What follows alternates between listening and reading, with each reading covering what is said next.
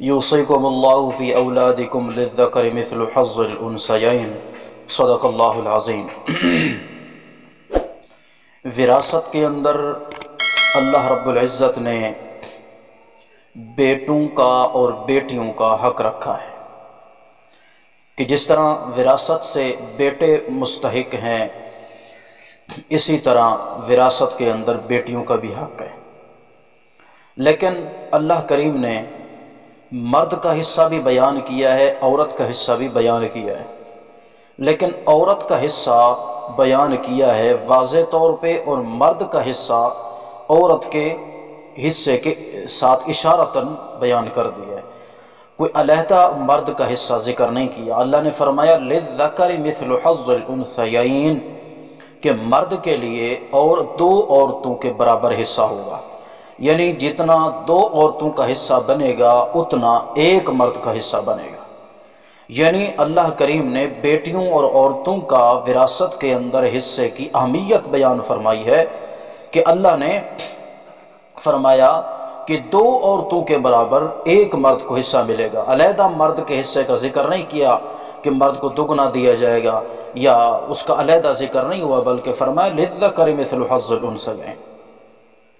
तो अब बात यह है कि अल्लाह ने दो औरतों के बराबर मर्द को क्यों हिस्सा दिए, यानी औरत की बनिस्बत मर्द को दुगना क्यों दिया है, इसकी वजह क्या है, इसकी क्या हिकमत है। हालांकि औरत सिन्फ़ नाजुक है, उसका हिस्सा ज़्यादा होना चाहिए। मर्द ताकतवर है, एक मर्द है, इंसान है, सब चीज़ों का वो मालिक है, ताकत रख सकता है। औरत तो कमज़ोर है, बेचारी कमा नहीं सकती, मजबूर है, माजूर है, सिन्फ़ नाजुक है, उसका हिस्सा तो दुगना होना चाहिए बनिस्बत मर्द के। लेकिन अल्लाह ने मर्द का हिस्सा दुगना रखा है बनिस्बत औरत के। इसकी क्या वजह? इसकी वजह यह है कि औरत जब उसकी शादी हो जाती है उसको हक महर भी मिलता है, 5,000, 10,000, 20,000 जितना मुकर होता है उसको मर्द की तरफ से हक महर भी मिलता है। और दूसरे नंबर पे औरत की औलाद की परवरिश औरत के ज़िम्मे नहीं बल्कि औरत के खामिद के ज़िम्मे है, बच्चों के बाप के ज़िम्मे होती है।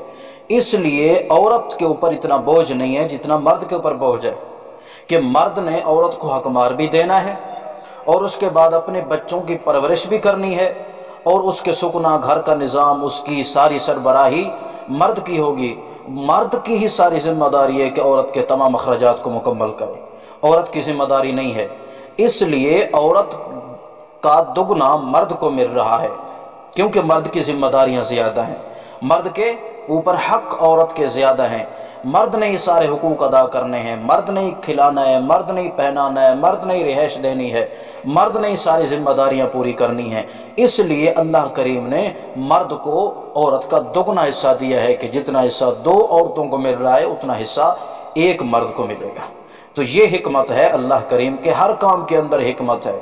अल्लाह ने इंसान के लिए जितने अहकामात नाजिल की इंसान के फ़ायदे के लिए नाजिल किए हैं। इंसान समझता है कि मेरे लिए नुकसान हो रहा है, अल्लाह करीम तो 70 माओं से भी ज़्यादा इंसान से मोहब्बत करता है।